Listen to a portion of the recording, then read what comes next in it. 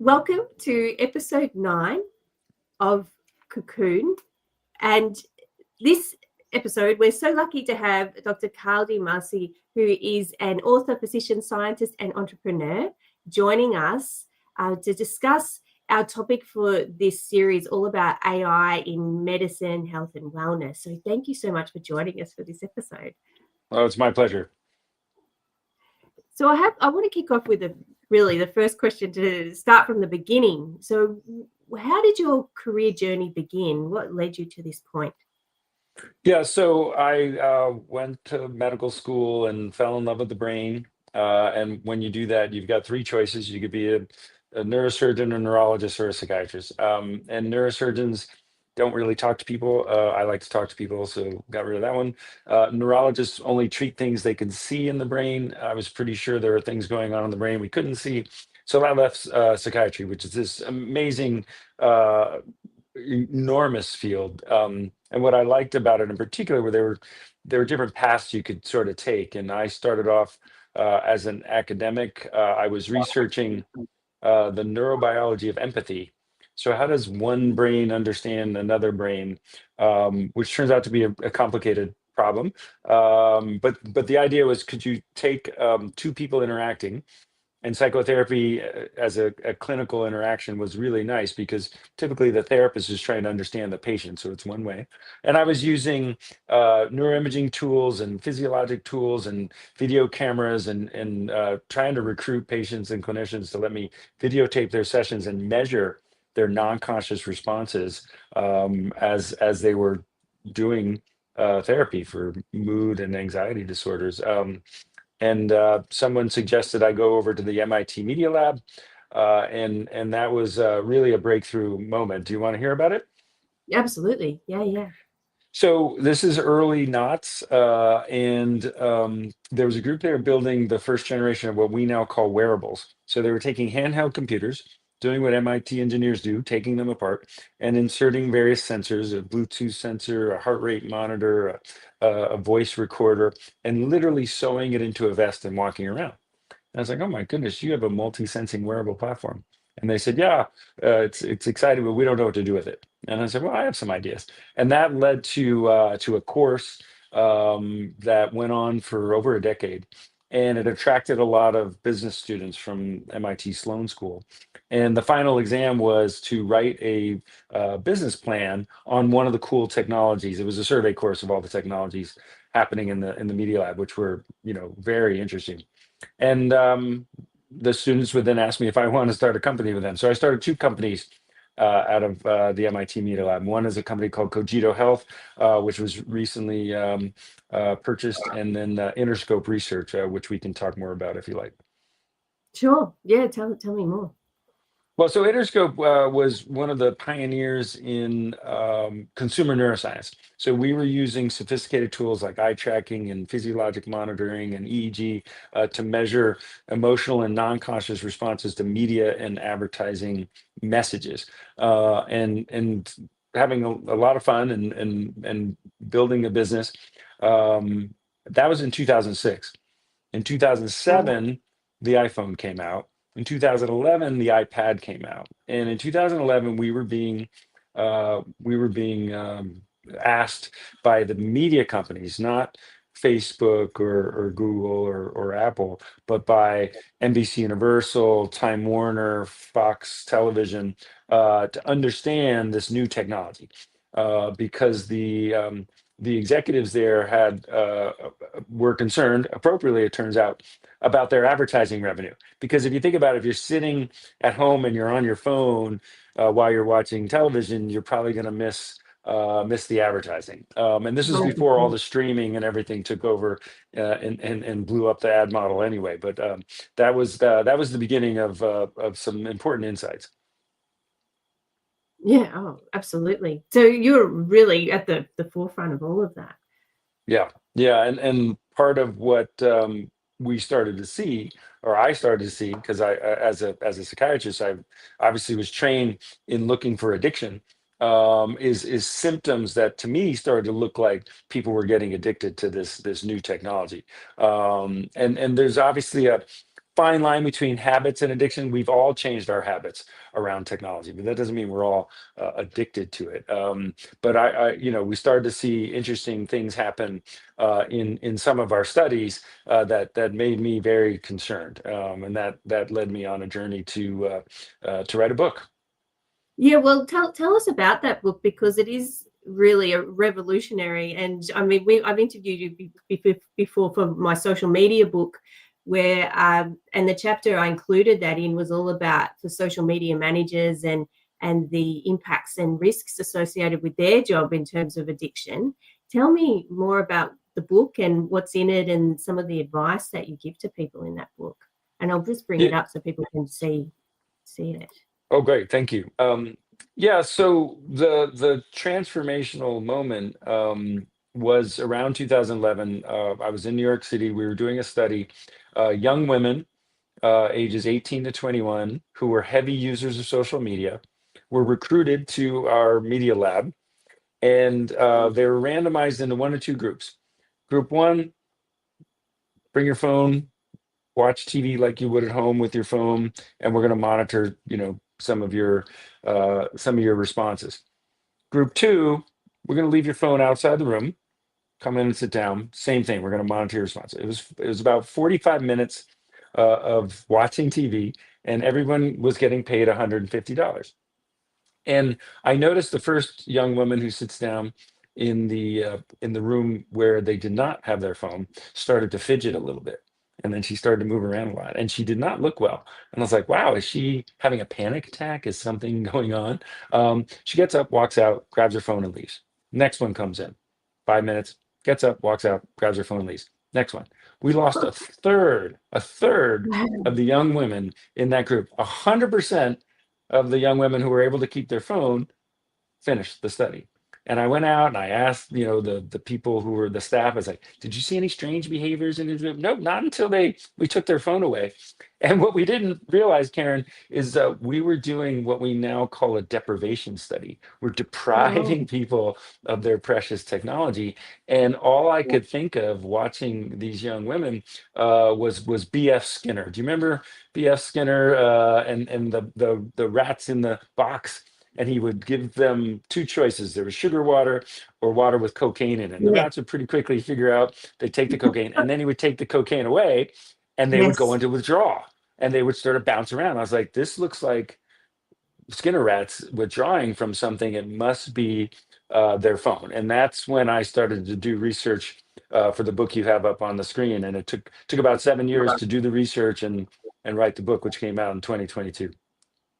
Yes, and I mean, I used to run a course at the University of the Sunshine Coast about, it was called Issues in Social Media, and for part of that, we would have students put their phones in their bags while I was teaching, which they should anyway. And I saw similar twitchy behaviour of just people just sort of almost just automatically reaching for the phone that isn't there. Quite interesting just to see how attached people have become. Well, and I think attached is the right word. It's really just a technology that has become part of the fabric of our lives. We're all, including me, right, highly dependent on it. And I think that requires us to think a little bit about how we're using technology in our lives, how our children are using technology. And in the book, I talk about sort of a digital literacy. We need to kind of train people to think about this incredibly powerful technology. I mean, look, the average smartphone has far more computational power than the computers that put humans on the moon in 1969. We do not let children drive a car until they're 16. They have to pass a cognitive test. They have to pass an eye exam. They have to pass a behavioral test. And even then, in most states, they have a chaperone for 6 or 12 months. Why on earth would we give them a supercomputer in their pocket connected to the entire internet and all the apps without some training? I mean, it's a terrible idea. And I'm not sure if you've seen in Australia, we're about to bring in a ban for people under 15 from using social media. That comes into play on December 11. And a lot of the platforms are now grappling as to how they're going to manage that to make sure that they adhere to the law here in Australia. What are your thoughts about that? Well, I did see that, and I was very impressed with you Australians. You know, I think candidly, you hit on it a little bit at the end there. How do you enforce it, right? Because Mm, kids are smart; they're gonna do workarounds. One of the things that I'm tracking in the US state by state, states are starting to adopt laws where schools, public schools, require students to put their phones in some kind of locker at the beginning of the day, and they can't touch it till the end of the day. I'm a huge fan of that because mm, it's so disruptive to learning.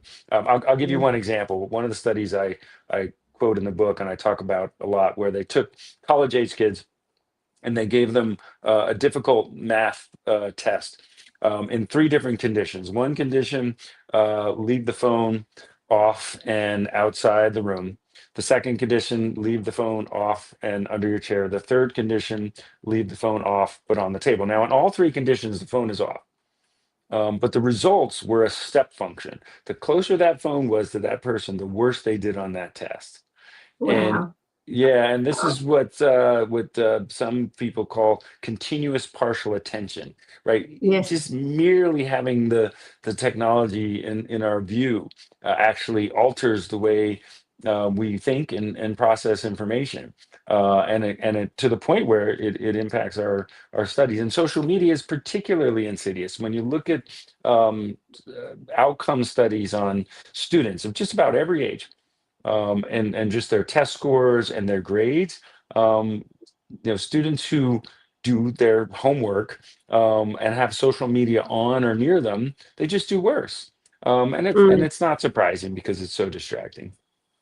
absolutely. And before we went to air, we started talking about AI.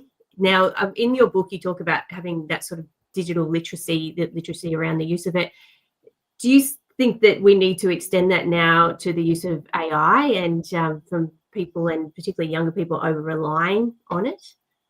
Yeah, I think in the final chapter of the book, I talk a little bit about we need to get our heads on straight around this technology now because more is coming.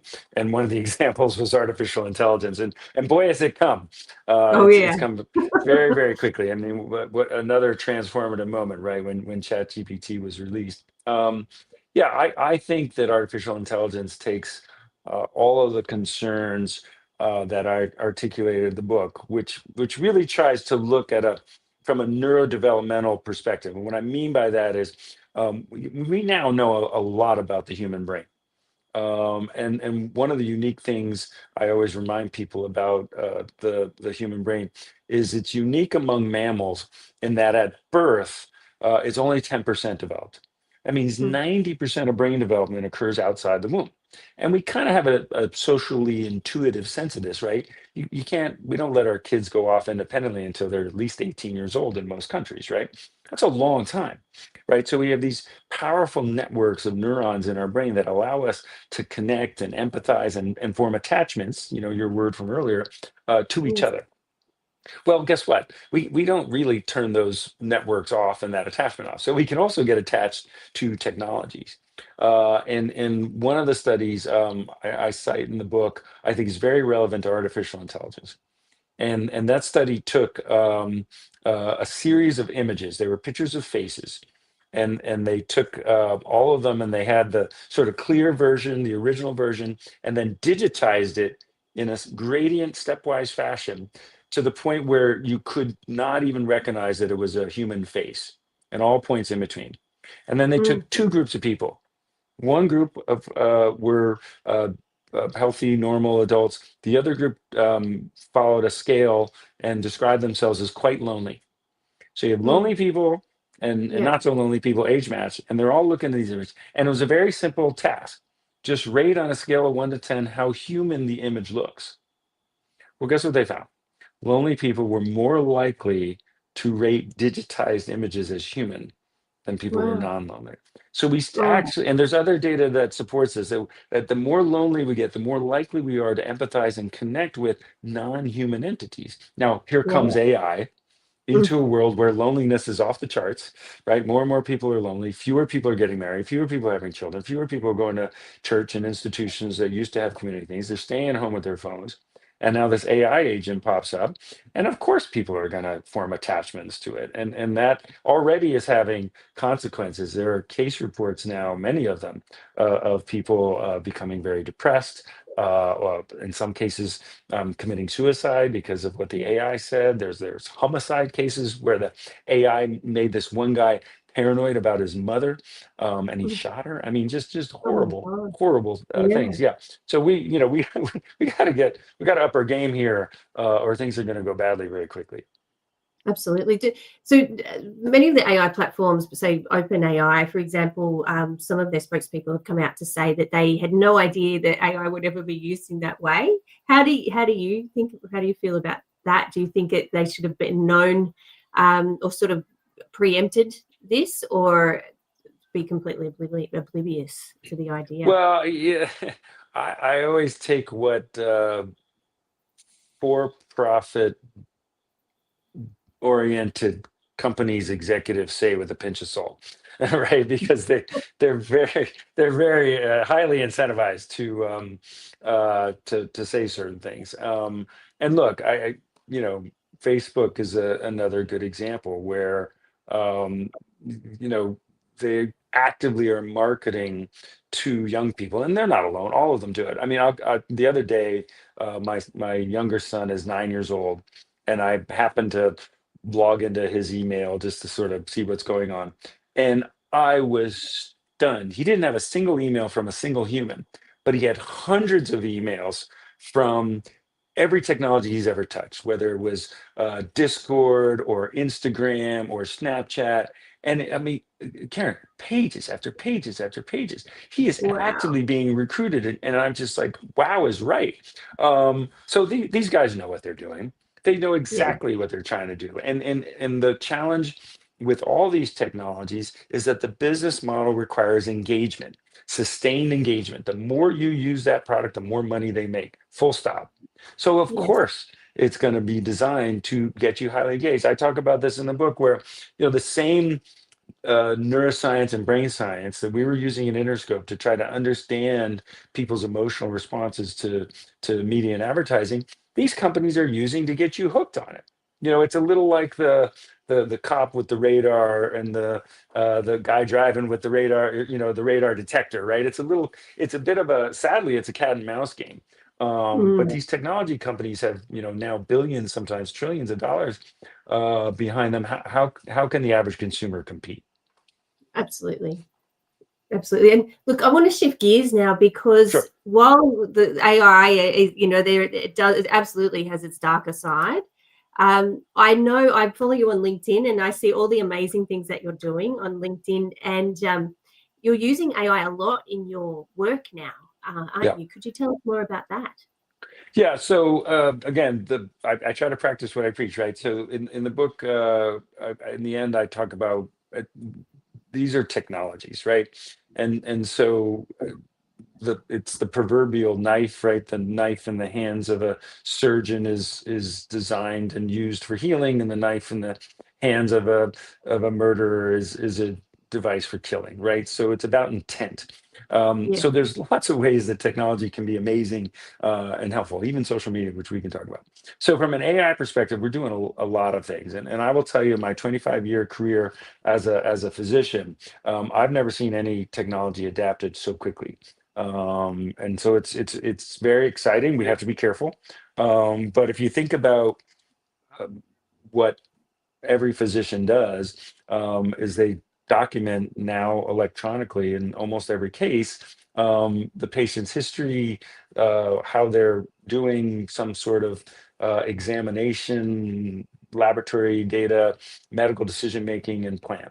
It's all language, and these tools are very good at analyzing and summarizing and doing language. And it's overwhelming for physicians to manage all that information. So these are great tools that can make clinicians more efficient, which we all need. So we shouldn't be surprised that they're being adopted. Do you want me to give you some examples? Sure. Yeah, that would be great. So just a few here. One that I think a lot of clinicians are using that seems kind of intuitive is what's called ambient listening. So these are devices that take the conversation, whether it's virtual like this or in face to face, and then it transcribes it. So it's voice to text. So the computer records the voice, then translates it into text, and then organizes it. This is where the large language models come in, into a clinical note that the clinician then can read and edit, and they should, and then sign. And then the other thing it can do is start to suggest billing codes and diagnostic codes, so that it makes your life a little bit easier. And we're finding that is dramatically reducing the time to charting. So it makes it much more efficient and faster for clinicians to chart things.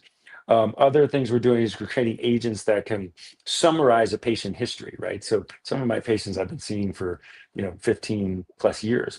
It's hard for me to remember everything. So to Yeah. be able to push a button and get a 2-paragraph summary of the last 10 years, and oh, by the way, all the other clinicians they've seen in my hospital system is very powerful. So patient summaries is another one.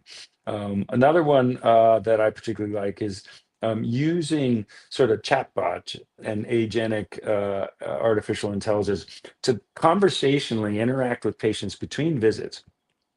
But what they're actually doing, in addition to keeping patients engaged, is they're collecting information. So you're probably familiar with rating scales, like in depression, the patient health questionnaire, 9 items, the PHQ-9, right? It's 9 questions, fully validated. It's a very nice scale for measuring how depressed someone is and tracking their outcome. Well, the bot actually asks those 9 questions, but does it in a way that's conversationally, so you don't feel like you're filling out a form all the time, which is sometimes hard to get patients to do that. And then we can use that to generate a depression score and use that to do measurement informed care. And then the final example I'll give you is taking a massive amount of what's called real world data. So we have over 100 million patient records in the cloud. Yeah, and then training a specific proprietary large language model, predictive model on that data set. So it's not in the wild looking at stuff. And by the way, it's all de-identified and very secure. And then we can use that to predict any outcome for you, Karen, over the next 6 months or 6 years, and any point in between. So you can go in, you can upload your patient records, and then ask it, what is my risk of having a heart attack in the next 6 months, 18 months, 24 months? What is my risk of having skin cancer? What is my risk of developing diabetes, dementia? Any outcome you can imagine. We're seeing some incredible results with that tool. That's fantastic. And Yeah. again, I mean, just I guess doing things that we can't do as humans, which is really, really positive. And it'll be great to see over the next few years just the impact of using AI in that way, as you said, for healing, Yeah. rather than the darker side. And I want to talk as well. I always ask my guests on this podcast about their own sort of wellness, and you are very busy. You were doing so many things. How do you maintain balance and keep your energy up to be able to do everything? Yeah, it's a great question. Like a lot of people, as I was coming in age, the thing I sacrificed was sleep. And we now know that sleep is really, really, really important. So what probably the biggest shift in the last few years for me is making sure that I get 7-8 hours of sleep every night. And we know that what's likely happening is that's when we're sort of cleaning our brain of the junk from the day before. And that's why there's a correlation between poor sleep and Alzheimer's, for example. The plaques and tangles that lead to dementia are cleared often when we're asleep. And so getting good sleep is really important. So sleep is one. The other thing is and it's simple but not easy, is to maintain exercise and diet, right? So from an exercise perspective, and we now have so much data and we know what to do.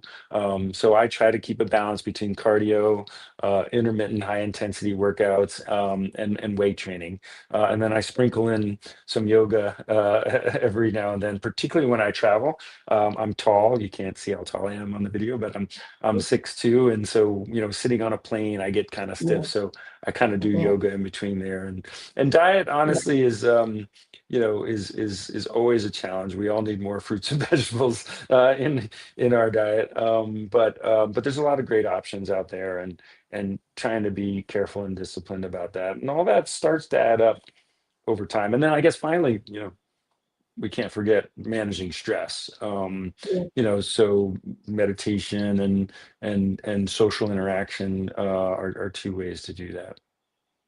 Absolutely, and I need more of the sleep for sure. I'll put that on Well, my yeah, you were my telling me to-do list for you next got up week. pretty early this morning, halfway around the world, didn't you? Yes, that's what happens when you live in Australia, but that's okay. And I wanted to ask you as well, because you've written a whole book on really how to manage social media and how to interact with it in a healthy way. How do Yeah. you do that? Because I see you on LinkedIn, and I see you on there a lot. Do you have your own sort of boundaries about how you navigate the use of social media in your own life? Well, you see me on LinkedIn, but you don't see me on Facebook. You don't see me on Instagram. You don't see me on Twitter, and that's No. one of the ways I've done it. I've chosen one platform that I think is also very what I liked about LinkedIn, because it is a very professional environment. It's consistent with my offline identity, right? So in the book, I talk about 10 recommendations for protecting your brain in the digital age, and one of them is to be very careful about your online identity versus your offline identity. Thank you. And what I mean by that is there's clear data, I cite this in the book, that there's a correlation between the number of social media platforms you're on. Forget about what you're doing on, just how many you're on, and depression.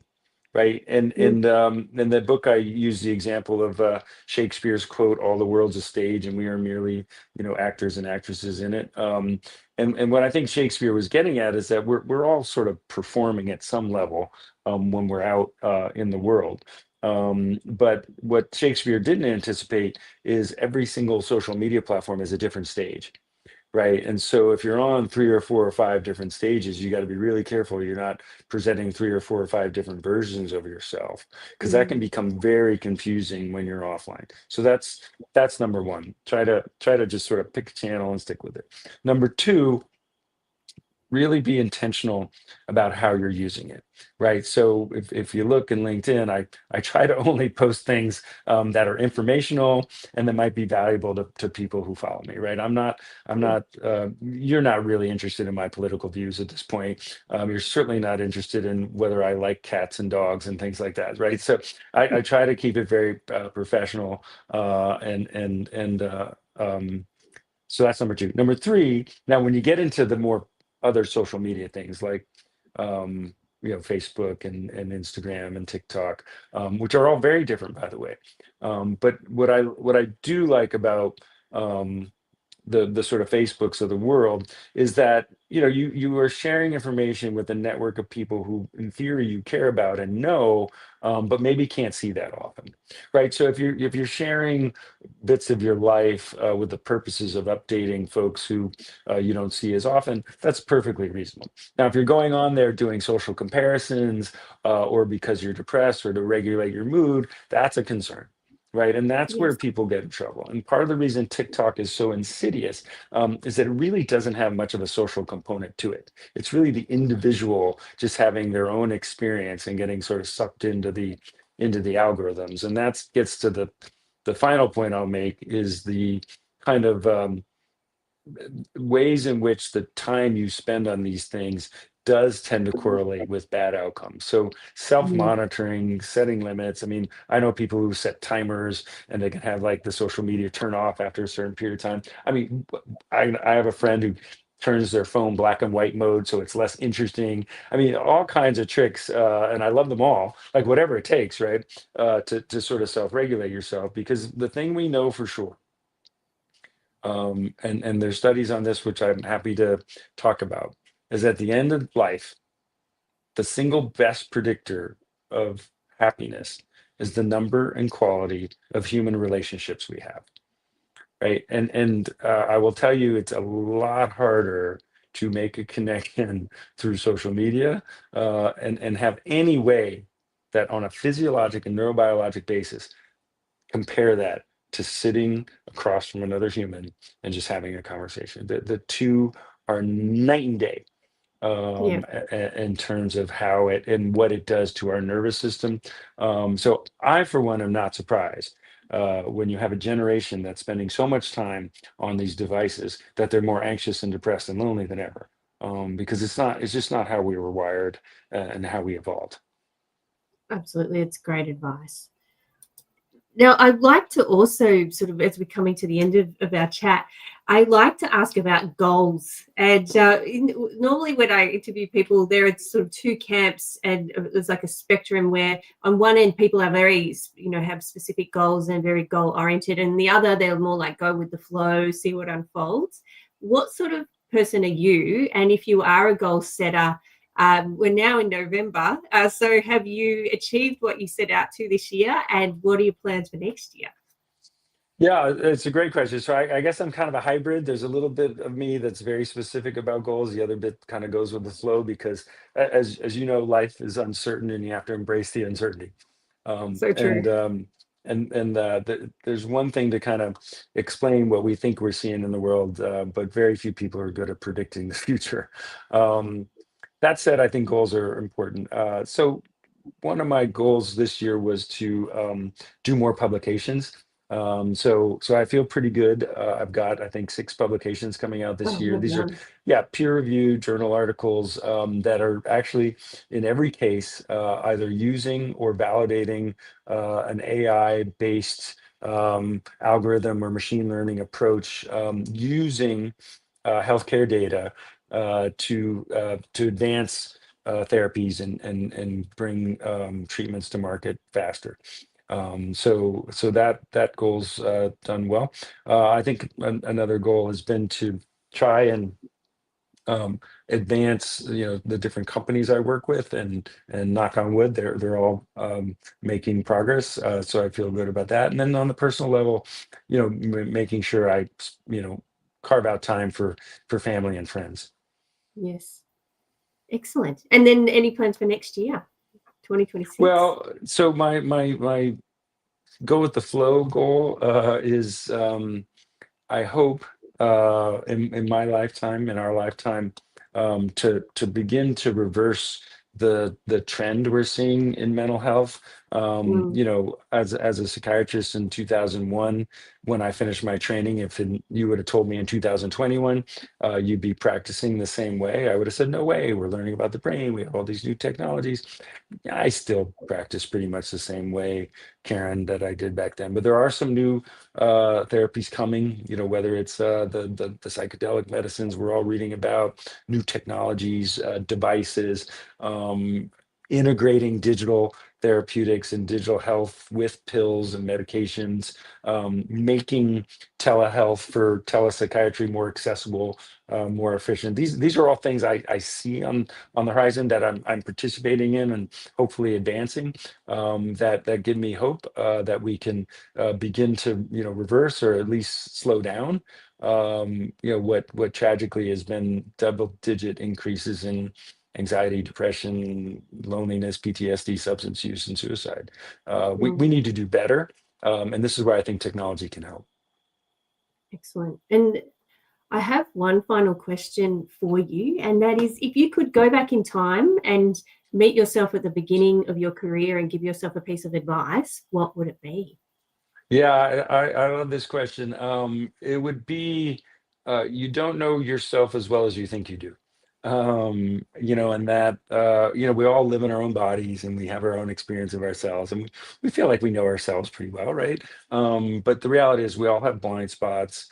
And we're all on a journey, a journey of growth, whether that's physical, spiritual, emotional, or all of the above.